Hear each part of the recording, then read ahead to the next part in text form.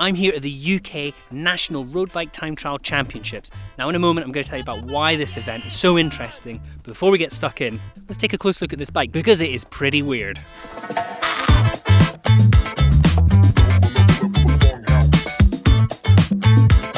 Now, if you know your TT bikes, you will of course recognise this as the iconic Cervélo P3, which has been reimagined in a wonderful drop bar specific build just for today. This bike is going to be ridden by Joe Leg Knight, who is a member of Bristol South BikeRadar's adopted cycling club. Now, day to day, this is normally ridden as a proper TT bike with TT extensions and all the accoutrements you'd expect of a Go Fast Aero bike.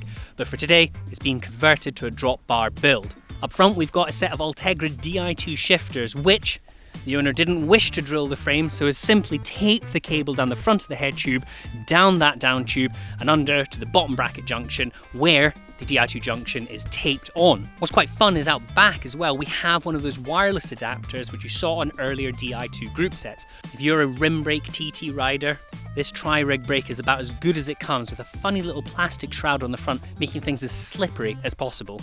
One little tasty marginal of most marginal gains I really love is the tape covering every single spoke hole on that front wheel. A very small advantage, but it does look very pro. The tape doesn't stop there, and on the chainring we have all of the chainring bolts taped over, again for those tiny little marginal gains, which will add up. The drivetrain is a wax drivetrain and it's had a fresh coating of ceramic speed UFO with the de rigueur, of course, overside pulley wheel system. And one last thing on this bike, the owners reckon, owes them about £2,000. Now that is a lot of money, but compared to the sort of 10 to even 12 grand super bikes we see at TT Nationals, I mean, it's not a lot of money in comparison. And it's great to see a bike of this kind of calibre being raced today. Now that's the first weird and wonderful bike out of the way. Now I'm going to tell you about why the Road Bike National TT is so interesting, a little bit about the rules, and we'll cue the montage. Here in the UK, TTs are a core part of the racing scene and are very accessible. But to be competitive, you've got to spend mad dollar on a specialist bike. However, in 2022, the CTT introduced an official road bike category in an attempt, in their words, to make time trialling more of an every-person sport. There are, of course, some rules. Bikes must use drop or flat bars, which means no clip-ons.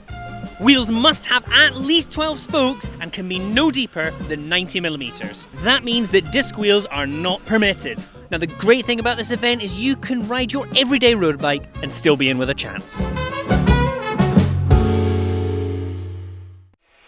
We've just quickly grabbed Tom's bike, but he's an actual real athlete who's probably going to do pretty well today, so we're going to leave him alone to warm up. I absolutely loved looking at this Propel. It's exactly the sort of bike we're hoping to see today. Bought a couple of years ago for £200 with a big crack in the down tube and repaired with a fishing rod repair kit on the down tube. I love that. The bike itself is also used for commuting, day-to-day racing. It's just fantastic. Mismatched crank sets, 88mm deep wheels. It is the prototypical road TT bike. The 88mm wheels are just about as deep as you could go as well, 90 being the maximum for the race. These roll on a set of fairly wide tubeless tyres, which would be perfect for the fairly rough course out there today, and I think Tom's going to go pretty well. Now this bike, Tom reckons, is worth about £500 with the wheels about double that, but it just goes to show you do not need to be spending tons of money to be competitive at a national event. We're hanging around outside of HQ. Who should I see but Tom Sturdy of Sturdy Cycles and this very special bike. Tom, before we talk about the bike, I've heard this is your first race in 10 years. Why not make it a nationals? How did you get on? Not too bad, but yeah, it was good fun. It's nice to be back racing for the first time in a long time. So you say all of your bikes are custom made, but you kind of have loose models which define the Sturdy range. Yeah. And you said to me that this is your sort of do-all road bike. You know, how did this bike get on the course today? Yeah, yeah, exactly what you say. It's a pretty versatile road bike. I use it for anything that's vaguely a road. It's got pretty generous tyre clearance, and actually, yeah, the bigger tyres were pretty good for the surface out on the road today. It's pretty patchy in places. So in a sea of carbon, today we are on titanium. How does that stack up on a time trial race? Yeah, so everything we make is titanium, and every bike we make is unique and sort of made to measure, but it's a really nice material to ride for all sorts of reasons. I mean, it's famously a comfortable material to ride. We tend to try and make the bikes a little bit stiffer than your classic tie bike, so it does perform quite well as a race bike as well. So, any mods you've made to the bike for today's race, this being a road bike TT? No. I took the third bottle cage off. I normally have a little bottle cage from a spares underneath the down tube. You know, I'm looking at this right now. I'm seeing titanium cranks, titanium lock rings, matching seat post, front end. I mean, there's a lot going on this bike. What detail are you most proud of on this bike? Oh, most proud of? Oh, that is a really difficult question. It's been a long journey to get the bikes to this stage.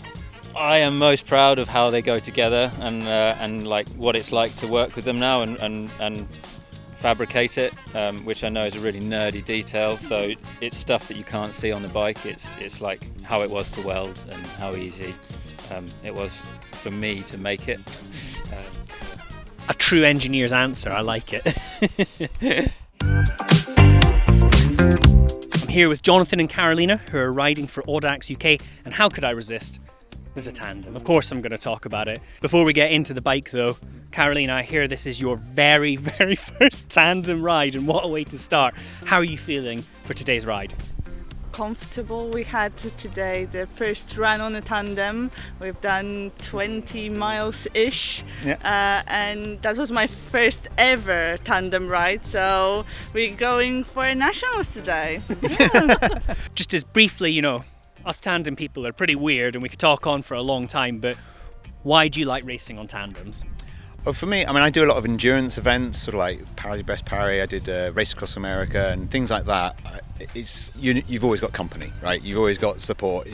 You have low moments in those really big events, and having somebody there with you, and you can kind of help each other through those things, and hopefully not share too many of those low moments. But So, I mean, carbon tandems are rare in the first place, let alone one covered in Di2, S&S, splitting couplers. I mean, this is a pretty special bike. Tell me something about it. Well, this is actually the fourth tandem I've owned, and this one I bought from a friend who was a friend of the Calfee, who's the manufacturer in Santa Cruz.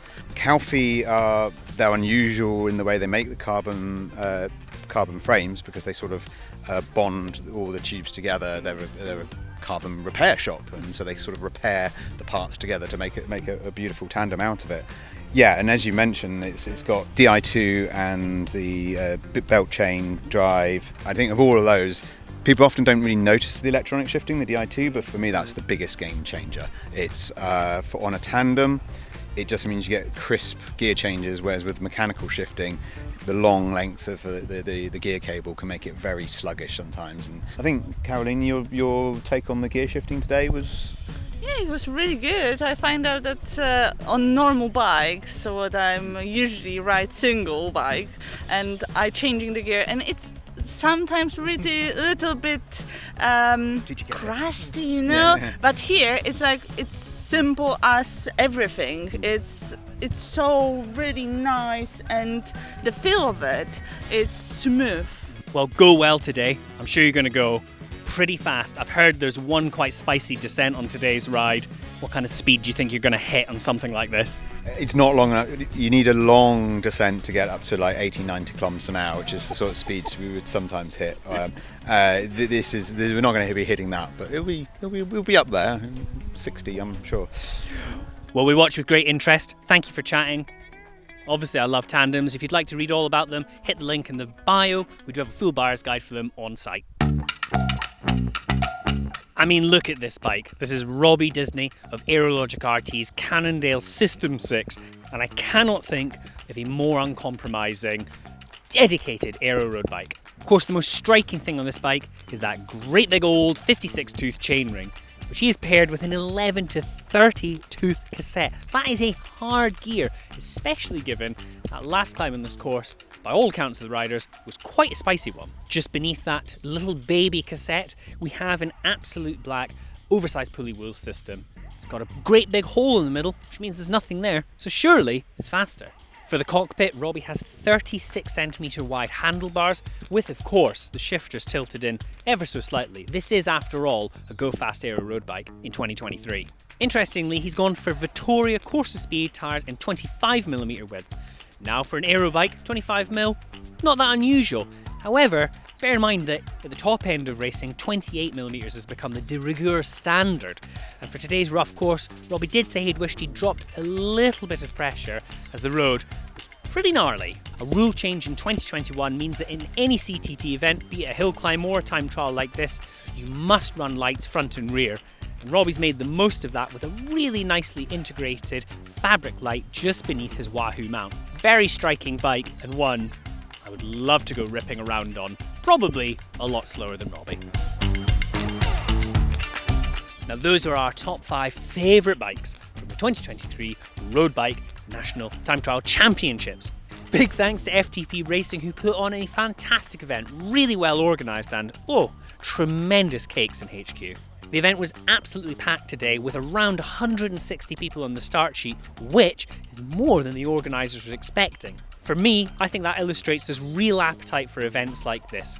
Sure, you can spend loads of money on a fully custom, aero-specific road bike, but looking at the start sheet and the people we spoke to today, there's still space for people to just ride their everyday road bike, and I think that's a great thing. As ever, if you have any feedback or questions, or if you just want to critique my montage intro, leave your thoughts in the comments below. And if you don't already, please subscribe to the BikeRadar channel, and I implore you to tickle that little bell icon, so every time we upload a new video, you'll get a notification. And if that wasn't enough for you, why not check out these wonderful, scintillating tech videos?